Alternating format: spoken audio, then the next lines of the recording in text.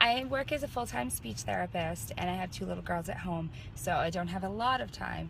But what's great about Beachbody is that you get out of it what you put into it, and it's your choice how much time and effort that you want to put in. There's never any pressure. It's just encouragement from all the other coaches. When I first started being a Beachbody coach, I had a job that was really flexible, and so I was able to spend some time during the day doing Beachbody things.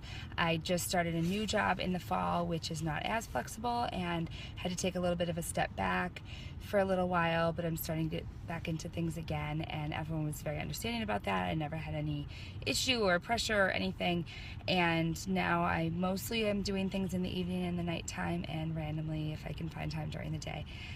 Sometimes nap times on the weekend. So between being a full-time student, a student teacher, and trying to keep my household in order, I don't have a lot of free time.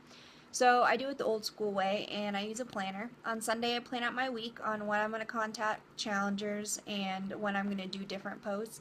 That way I just have a little bit to do each day, and it doesn't seem so overwhelming. First started coaching, I worked full time, and now I stay home full time. And regardless, I'm still busy with my kids. I feel like there's never enough minutes in the day.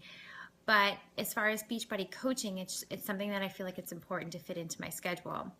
I see it as Beachbody coaching does not take up any more time than being a really active participant in a challenge group. And as a challenger, it was always important for me to be an active participant, and being a coach is the same way. It's just interacting with people, keeping my nutrition and my fitness as a focus, sharing that with others, and helping others along the way. And I did the same thing as a challenger. And that's why I typically reach out to my very active challengers and ask them to become coaches, because to me it's one and the same. We're doing it anyway. My full-time job during the day from 9 to 5 is fashion design for menswear.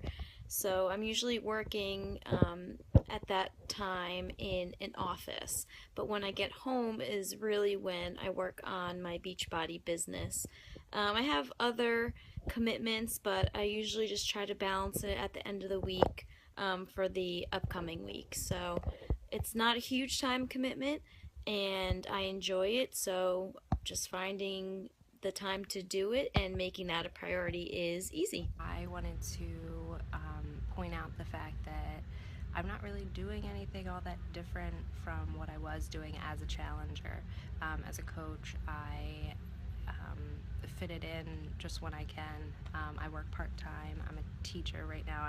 You can see my classroom, but I work part-time, and then I'm home in the mornings with my son, and I am able to fit things in, as I can. I steal a minute here, a minute there. I don't spend, a chunk of time doing anything at one given time. So it's not a huge time commitment.